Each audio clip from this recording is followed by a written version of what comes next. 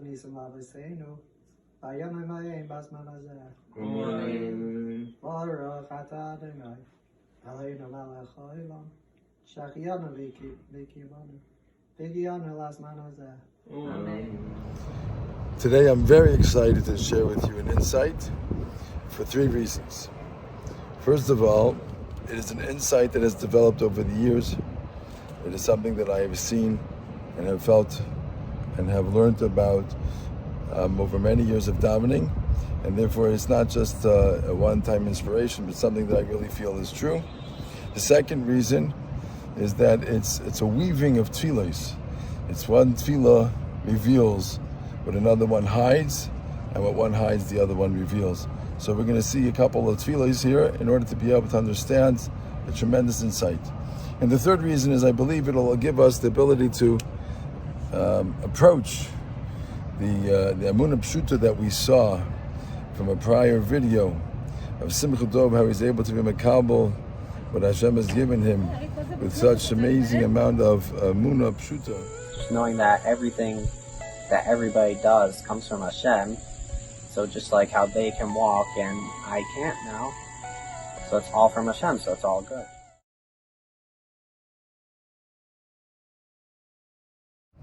But it's very difficult for us to perhaps do that. This will give us an approach that will be able to bring us close to that. The main tefillah we're going to be looking at today is the Kedusha of Musaf. It says, we're going to use Nusach Sfard, and even though those people that daven Nusach Ashkenaz, it might be the meaning to say differently, but of course, we know that these are all of Nuschos or Emes, and the information that we can gain from them is true. They are based in Chazal or the Zohar and such like. So it says, a crown that will give to Hashem, Melachim Amoni Malo, the angels from above, Im Amcho Yisrael, with Klal Yisrael. And the version explained that it's not just with Klal Yisrael, but they have to wait for Klal Yisrael. There's a Kedusha that cannot be said except, even the Melachim cannot say it except for with Klal Yisrael. So we need to describe what that is.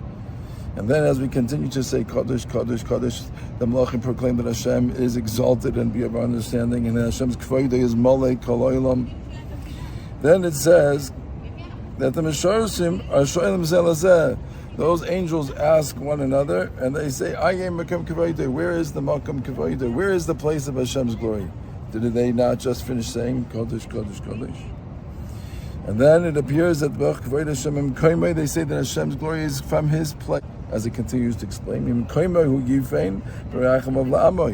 that He leaves the heavens and He goes to see His nation. And what does He go to see about His nation? How they are Erev Vayker, in the morning and in the evening they proclaim Shema Yisrael, Hashem Elokeinu, Hashem Echad.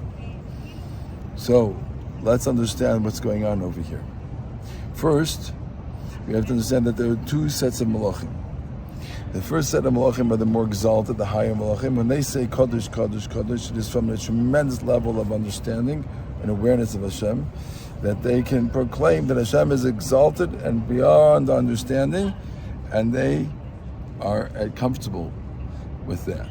However, there are other Melachim that are Lu'umosam, that are opposite them, and they make a rash godol, as we see in the Kedusha of Shachris by Shabbos.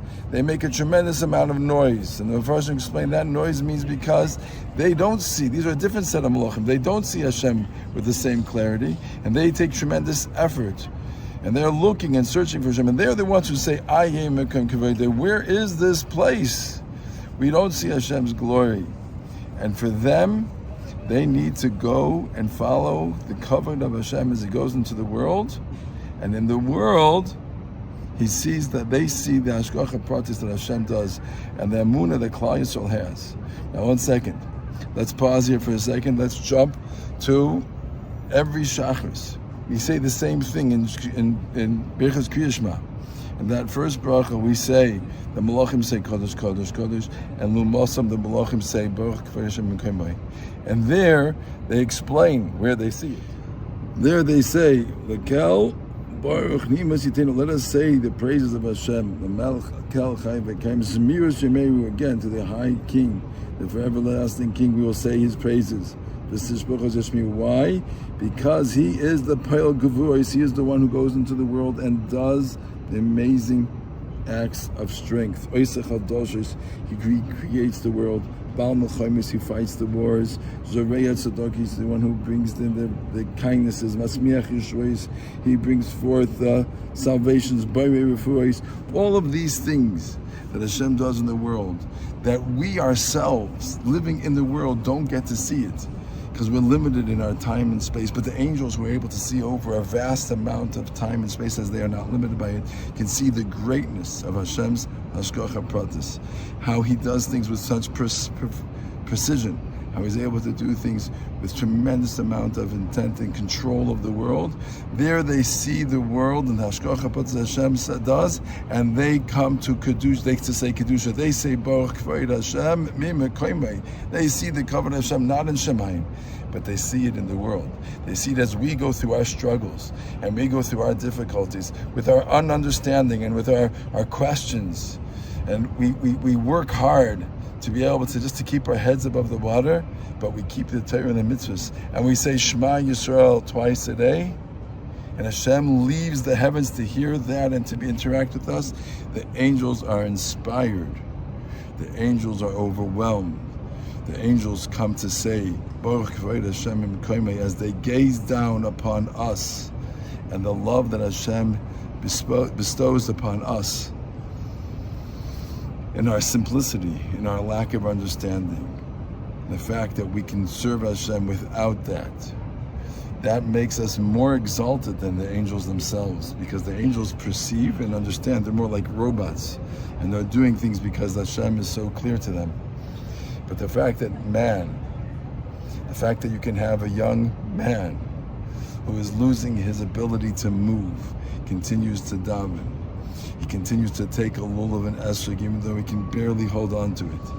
He continues to light the Chanukah licht, even though I have to hold his hands in order to bring his candle to the flames. And he's able to continue to serve Hashem and to accept what Hashem does and to say Shema Yisrael. The angels make a rash gadol. They make a tremendous amount of noise as they are overwhelmed, and they come to their own level of Kedusha. So we see from this a number of amazing things.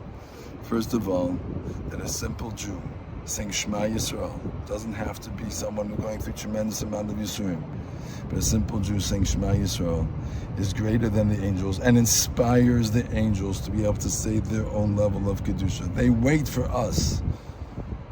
They wait to see what we do and how Hashem interacts with us, for them to be able to say Baruch Kvoid Hashem Mimekoimei, from his place, not in the heavens, but as he comes down to us.